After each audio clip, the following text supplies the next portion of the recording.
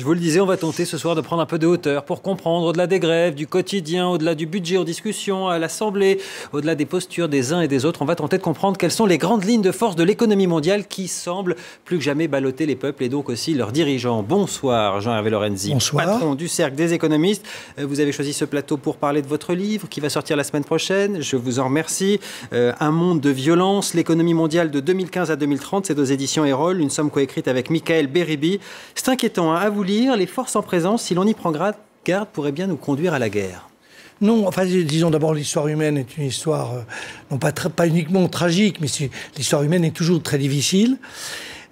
Et au fond, moi je trouve qu'on fait preuve, à la sortie de cette période de crise, qui a démarré en fait en 2007 et qui s'est poursuivie, on fait preuve d'une très grande naïveté. C'est qu'on a l'impression que tout va redémarrer comme avant. Donc vous lisez dans les journaux que ça y est, la reprise est là. Puis curieusement, chaque fois qu'on annonce une reprise très forte, on s'aperçoit qu'elle n'est pas aussi forte. Et ma conviction, c'est que le monde dans lequel nous allons rentrer, la trajectoire de l'économie mondiale sera totalement différente de ce que nous avons connu, parce qu'au fond, jusqu'en 2008, puisque c'est le démarrage de la crise, il y avait toute une série de contraintes qui ont joué, beaucoup de finances, en fait une délocalisation massive des activités des pays de l'OCDE vers les pays émergents, des inégalités quand même qui commençaient à poindre vraiment leur nez de manière très forte. Mais tout ça est en réalité pas résolu. Le bel exemple, c'est la financiarisation, c'est-à-dire qu'on a imaginé beaucoup de solutions, de contrôle, etc. Tout ça n'a pas débouché.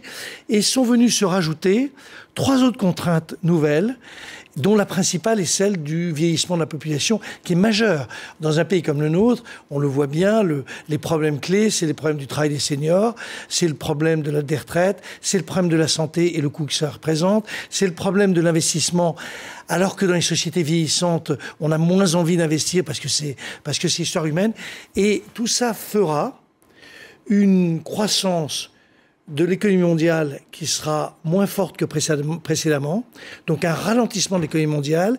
Et là, quand il y a ralentissement de l'économie mondiale, il y a... Ça veut dire qu'il va falloir s'y habituer, c'est pas une crise comme on l'entend jusqu'à présent, c'est quelque chose de nouveau auquel il va falloir s'habituer. Vous remarquerez que toutes les grandes crises, celles du 19e siècle et puis celles de 1930, se sont terminées la plupart par des événements dramatiques.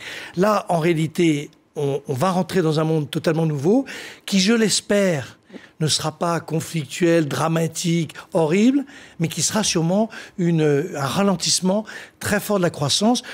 Pour un pays comme le nôtre, c'est peut-être une croissance de 1% pour longtemps, et donc des problèmes d'emploi, enfin tous les problèmes qu'on peut connaître. Alors l'économie, on en fait à peu près tous les soirs ici sur ce plateau à travers nos journaux, car finalement tout est économique, c'est ce qu'on lit aussi dans votre livre. Je voudrais vous soumettre 3 images d'actualité et puis vous nous dites, on regarde la réflexion que vous avez eue dans ce livre, ce que vous en pensez. La première, eh bien, ce sont les grèves. Hein. En ce moment, on en parle beaucoup. Demain, ça sera les avions, hier le train, aujourd'hui encore les intermittents. La réforme ne passe pas non plus chez les intermittents. Est-ce que vous diriez que ces mouvements sont dépassés au regard des nouvelles contraintes économiques dont vous nous parliez, ou est-ce que vous diriez au contraire qu'ils peuvent porter un contre-modèle pour demain, moins asservi, j'allais dire, à l'aliénation de la mondialisation? Non, je trouve que c'est très curieux. Les gens... on ne peut pas critiquer, les gens ils font ce qu'ils pensent devoir faire, mais quand vous prenez celui de la SNCF, c'est très intéressant. Au fond, la SNCF, ça nous appartient à nous, tous les citoyens français, enfin, tous les gens qui habitent sur le territoire français, qui payent, etc. Et c'est très curieux de se dire qu'un conflit peut en réalité être mené par des syndicats qui, très légitimement, défendent leurs intérêts, mais au fond, l'avenir de la SNCF, ça n'est pas que.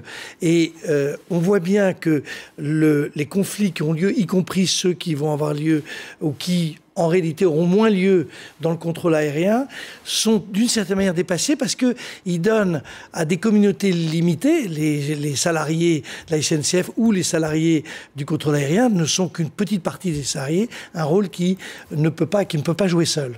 Deuxième image d'actualité, Alstom, vous le savez, l'État entre au capital, il impose au repreneur General Electric une clause de pénalité financière pour tout emploi promis non créé. Est-ce que c'est ça l'avenir de l'État dans l'économie de demain, peser au capital et imposer, j'allais dire, son prix social d'une certaine manière ? Dans cette affaire, je trouve que c'est un feuilleton qui dure depuis maintenant un mois. La solution finale est pas mal. D'abord, on oublie de dire que le Alstom produit une partie des turbines du nucléaire, donc ce qui est vraiment la souveraineté. Je veux dire, le nucléaire français, c'est pas nucléaire. Il y a un enjeu de souveraineté nationale. Donc un enjeu de souveraineté nationale. Deuxième sujet, l'idée qu'au fond l'État, la collectivité, je préfère ce mot-là, ait son mot à dire sur des affaires qui sont, alors là, très importantes, parce que l'énergie, la transition énergétique, la croissance dans les années qui viennent, les nouvelles énergies, etc., les turbines à gaz, tout ça, c'est quand même un bout de notre avenir, que la collectivité soit présente pour dire, bah, c'est pas mal, il serait majoritaire, ça me gênerait. Mais 20%, je trouve que c'est pas mal. Non, donc, note, autant les contrôleurs aériens, moins de la moyenne, et là, très au-dessus de la moyenne. Et le deal, si jamais vous n'avez pas les emplois qui ont été promis, alors vous serez sanctionné financièrement 50 000 € par emploi promis. C'est assez légitime. C'est la parole d'un contrat. Vous avez quand vous. Mais ça peut être l'avenir, ça, des contrats passés entre l'État et les investisseurs. Enfin, entre la collectivité qui.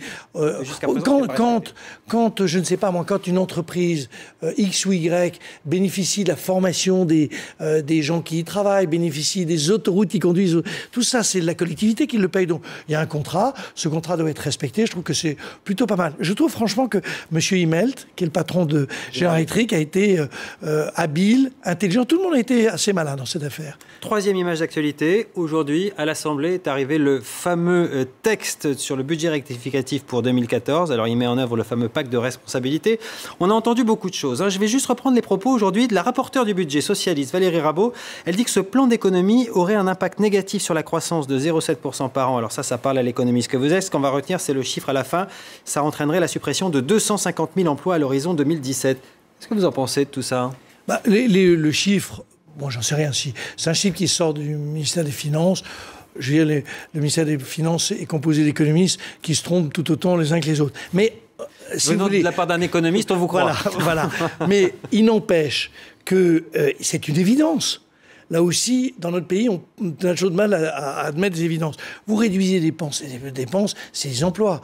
Et évidemment que ça entraîne des suppressions d'emplois. Alors, ce que peut-être il faut rajouter, c'est que dans les faits, les politiques de l'offre, c'est-à-dire le CICE, le pacte de responsabilité, qui vont diminuer le coût pour les entreprises de l'emploi, vont entraîner toujours des calculs qui sont à prendre avec précaution, avec des pincettes, mais d'après ce que j'ai vu, 170 000 créations. Donc 250 000, 170 000. C'est quand même un solde négatif. C'est un solde négatif. Alors le choix... C'était censé générer de l'emploi.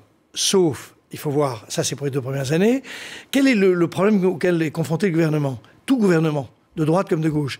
Il faut quand même à la fois qu'on n'ait pas de drame, donc il faut bien mesurer ce qu'on perd en emploi et ce qu'on va gagner en emploi. Donc c'est une question de subtilité politique économique. Et puis c'est notre position en Europe. Il n'a échappé à personne que depuis quelques années, on n'est pas au top de l'image. Donc, il faut qu'on tienne à peu près, non peut-être pas 3%, moi ces chiffres considérés comme vérité absolue me paraissent excessifs, mais il faut réduire de manière assez significative nos déficits publics. Et je trouve que si on ne le fait pas, et la rapporteuse du budget doit s'en souvenir, si on ne le fait pas, l'impact en réalité sur, j'allais dire, l'image générale et peut-être même le coût de la dette, c'est-à-dire les taux d'intérêt qui sont affectés à nos émissions obligataires, tout ça pourrait augmenter. Donc, prudence. Je trouve que la proposition qui est faite, 50 milliards, il faut y aller. C'est pas. Elle va plutôt dans la bonne direction. Elle va dans la bonne direction. Et simplement, elle entraîne évidemment des effets négatifs. Et on fait la balance, ce qui est négatif, ce qui est positif. Un mot de conclusion. Je l'ai dit, vous êtes économiste et pourtant vous parlez dans ce livre politique, tension sociale et même religieuse. Vous parlez de repli identitaire. Est-ce que les économistes commencent à comprendre que l'économie, ce n'est pas seulement des chiffres ? Écoutez, d'abord, c'est très gentil de rappeler ça. Je ne sais pas si l'ensemble des économistes l'ont dit.